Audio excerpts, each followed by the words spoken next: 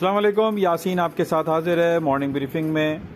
N I on market by Yaseen आपके साथ मुलाकात होती है और जो भी इंपॉर्टेंट फैक्टर्स होते हैं मार्केट के मूवमेंट के हवाले से वो आपके साथ शेयर किए जाते हैं। आज इस हफ्ते का दूसरा वर्किंग डे 25 अप्रैल आज डेट हो चुकी है और ईद उल फितर के हवाले से अभी भी लोग सरगर्म हैं और अरब ममालिक में और पाकिस्तान में बहुत सारी जगहों पे ईद उल फितर के हवाले से लोग खुशियां सेलिब्रेट कर रहे हैं और जिसकी वजह से हम देख रहे हैं कि मार्केट में उसका वॉल्यूम इफ़ेक्ट करता है। जैसे कि मैंने अर्लियर भी आपसे ये जिक्र किया था कि आज सऊदी अरब की मार्केटें तो खुल जाएंगी और अरब के बहुत सारे मुल्क खुलेंगे, लेकिन पाकिस्तान में और दूसरे इस्लामिक वर्ल्ड में अभी भी तातीलात का सिलसिला जारी है, जिसकी वजह से मार्केट में एक बेहंगम या कम वॉल्यूम का सिलसिला बरकरार है।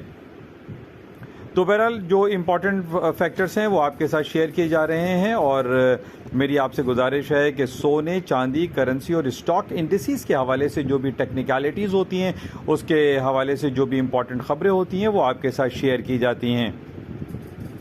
आपसे मेरी गुजारिश कि जिस तरीके से आप N I on market by Yaseen को लाइक कर रहे हैं, शेयर करते हैं और सब्सक्राइब करते चले आ रहे हैं, इसी तरीके से www.yasinanalysis.com को भी आप ज्वाइन करें ताकि इम्पॉर्टेंट टेक्निकल्स और इम्पॉर्टेंट ख़बरें आपको मौसूल हो सकें।